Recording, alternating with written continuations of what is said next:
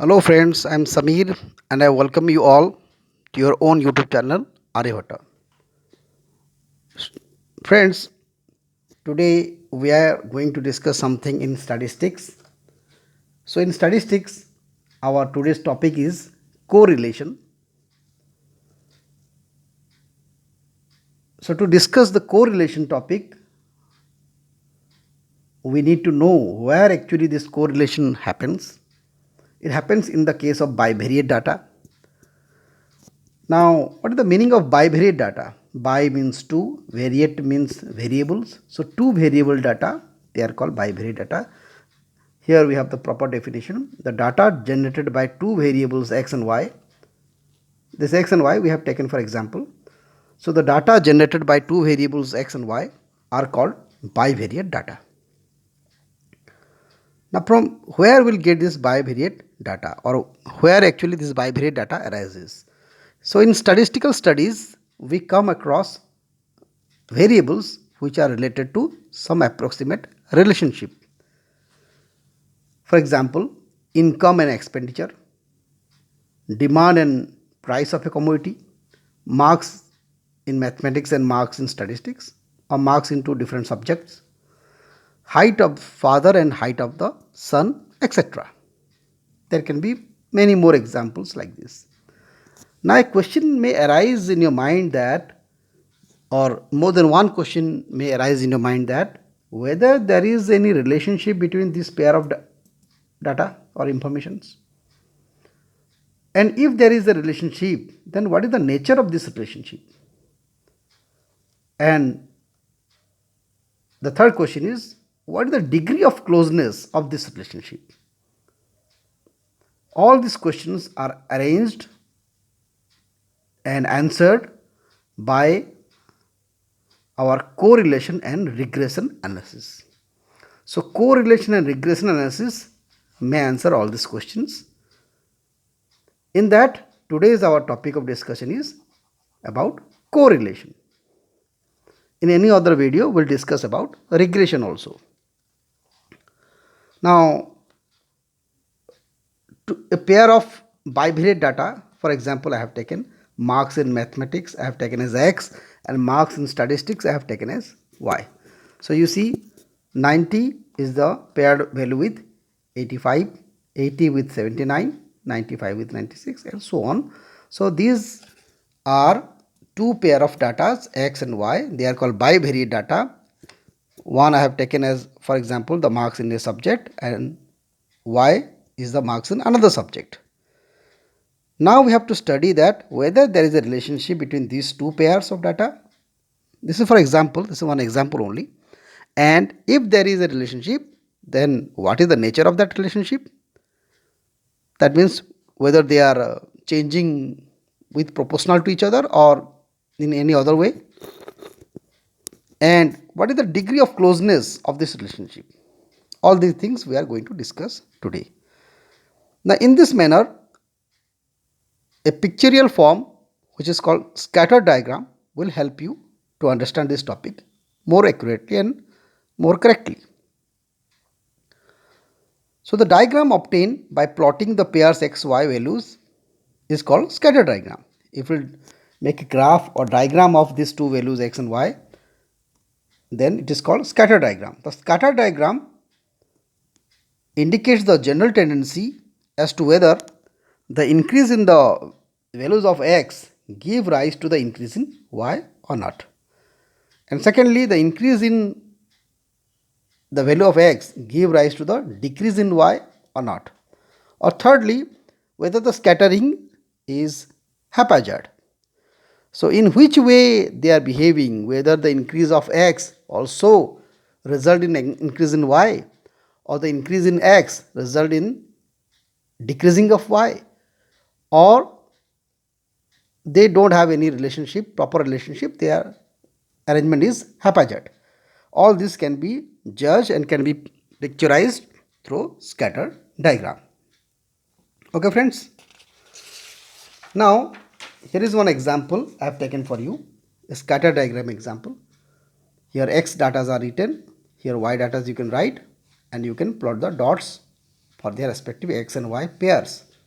And these dots, they give a clear picture that whether they are increasing together or decreasing together, or they are behaving oppositely, or they don't have any proper relationship, their arrangement is or relationship is haphazard. All these things can be judged. This is one example for you. So this is the example of scatter diagram. So let's come to our main topic, which is correlation. So the term correlation implies the mutual relationship or covariance between two variables. Correlation is something related to mutual relationship between two variables. There are a few facts about it, about correlation, that it is not concerned with the variation in either x series or y series, but with the measurement of simultaneous variation in the two series.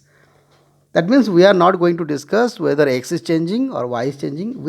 We want to see here in which way they both are behaving. They both are changing. Okay. The second point says that it answers whether x and y vary together in the same direction or in opposite direction or independent of each other. The third point says the scatter diagram indicates the type of joint or simultaneous variation in two series. Here always we will use or will take the help of scatter diagram to understand the correlation and later the regression also. So scatter diagram will help you better to understand. Now the question arises that how many types of correlation are there? So if two variables they are correlated, then they may be either linearly or non-linearly related. That means the relationship between two variables, if it is there, it is either a linear correlation or it is a non-linear correlations. Okay friends, and today our topic of discussion is linear correlation only. Now what is the nature of linear correlation? The linear correlation indicates that there is a change in x or y, then if there is a change in x and y, then there is a constant proportional change in the other variable. The linear correlation says that if either x or y is changing, then the other variable should also change in a constant proportional manner. Okay friends. Now the correlation is said to be linear if the scatter diagram, we are understanding here with the help of scatter diagram. We are defining correlation with the help of scatter diagram. So the correlation is said to be linear if the scatter diagram indicates increasing or decreasing linear band of the points. If in the graph the points are forming a increasing band or a decreasing band together, then, and that is also a linear band, or linear means straight band of points, then we will understand that from the scatter diagram we will understand that it is a correlation, it is a linear correlation. So the nature of linear correlation between two variables may be either positive or negative. So friends, linear correlation are also categorized in two forms, that is positive linear correlation and negative linear correlations. So shortly I am saying positive correlation. So the positive linear correlation, what is the definition of it? If the high values of one variable y are associated with the high values of the other variable x, then the correlation is said to be positive. If one is increasing and the other is also increasing, then that is called positive correlation. For example, price and supply of a commodity, height of the father and son, they are also quite possible that it will come under positive correlation. That means if they will increase together and or they will decrease together. Now negative linear correlation is just the opposite of that. Here if one will increase, the other will decrease. If the high values of y are associated with the low values of y, then the correlation is said to be negative correlations. For example, price and demand. If the price will increase, then it is obvious that the demand will decrease, because nobody will want to take or give high price for that commodity. Okay, friends. Now there is another third type of correlation also, which is called spurious or nonsensical correlations. What is that? The covariation between a pair values x and y does not always indicate correlation between them. They may covariate, but they may not correlate. Two pair of values x and y. So an illegal correlation is termed as spurious correlation. Spurious correlation. So illogical correlation, if that means two values, pair of values are there, but they are showing some relationship, but actually they are not related in that way. That means they don't have any proper correlations. For example, price of books and salary of teachers is a very good example. If the price of the books increase, then it will not have going to affect the salary of the teachers. And if the salary of the teacher increase, then it has no relation with the price of the books. So you may take some data and you may see that they have some covariance, they are changing together, but in real sense there is no proper relationship between these two pair of data, like price of books and salary of teachers. So like that we can take many other examples, and we can see that they have a nonsensical type of correlations. Okay, friends. Now the topic is, if there is a correlation, whether it is positive or negative, linear or collinear, then how to measure it? How to find the measurement or amount or quantity of correlations? Now the measurement of linear correlation can be judged by a coefficient that we are going to discuss here. The linear relationship between the two series x and y is measured by computing a coefficient called coefficient of correlation. So coefficient of correlation is going to help us to measure the linear correlation, and the symbol used for it is generally a small r symbol or the rho symbol.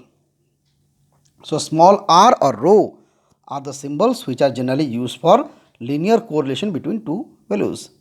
Now as it is a coefficient, it is a pure number without any unit. So remember friends, coefficient of correlation is a pure number without any measurement units attached to it.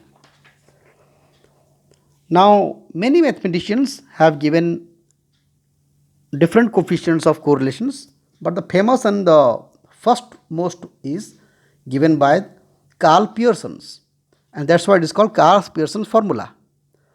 So Karl Pearson was the first person who noted this term coefficient of correlations and given a proper and suitable formula for it. So what is Karl Pearson's formula for coefficient of correlations? Let's see. Given pair observations xi and yi, where I is from 1 to n, that means we have n pairs of variables x and y of two variables xy. Then the coefficient of correlation is defined as R is equals to the covariance between the series x and y divided by the standard deviation of x multiplied with the standard deviation of y. This is the original formula for the coefficient of correlation given by Karl Pearson. Shortly we can write like this: R is equals to COV of xy divided by sigma x into sigma y. You know sigma represents standard deviations and COV represents covariance, short form of covariance. Okay. Now the covariance between x and y, it has also many different versions or formulas.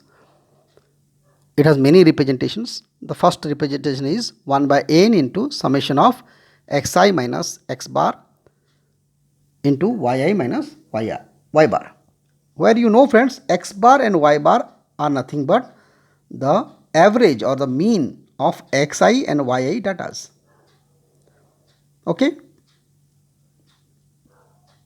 It has another representation also. It is equals to 1 by n summation of xi into yi minus 1 by n into summation of xi whole into 1 by n into summation of yi.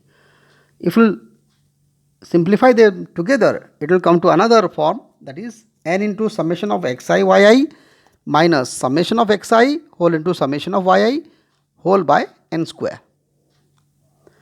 Now the standard deviations on the variable x, that is sigma x, it has also different forms, which is equals to the root over of 1 by n whole into xi minus x bar squares. Okay friends, which is also equals to root over of n into summation of xi square minus xi summation of xi squares whole by n square. Similarly, the same formula is repeated for sigma y. Here in terms of x we are taking y because it is the standard deviation obtained on the variable y. So using these terms we can write the coefficient of correlation r as in these two different forms also. Now whichever the form is required or suitable for our calculation or for our tabulations or in the problem, we'll use it. So we have now two more forms of coefficient of correlations. So coefficient of correlation r is equals to n into summation xi into yi minus summation of xi into summation of yi total by root over of n into summation of xi square minus summation of xi whole square into multiplied with root over of n into summation of yi square minus summation of yi's whole squares. Again we have another third form of coefficient of correlation where r is equals to 1 by n into summation of xi minus x bar into yi minus y bar total divided by root over of 1 by n summation of xi minus x bar square into summation of 1 by n root over of 1 by n summation of yi minus y by whole square. Okay. So these are different forms of the same formula. We'll use them according to our own suitability. There is another formula. If the data are bigger, then we can change the we can take the help of deviations process and we can reduce the size of the data, and which will help us to calculate it quickly and easily. Now if deviation from x, if I am taking the here it will be suitable if I will take the deviation from the means of the individual datas. So let dx is xi minus x bar, that means dx is the deviation of the data x from the mean x bar, and dy is the deviation of the data yi from the mean y bar. Then the same formula for coefficient of correlation r is equals to summation of dx into dy, the product, you find the product of the deviations and add all together, total divided by root over of summation of dx squares into root over of summation of dy squares. So this is a very short formula, but we have to first of all deviate the data from any number, or it will be suitable if we take the mean x bar and y bar for the deviations. So friends, these are different formulas. There are many other formulas which we will discuss in our next videos for the coefficient of correlations, but for now these 3 or 4 type of formulas are enough for our problems. So now it's the time to discuss 1 or 2 examples, so that will be little bit clear about this topic. Now the questions or example I have taken that compute the correlation coefficient between the marks in mathematics and statistics of 5 students.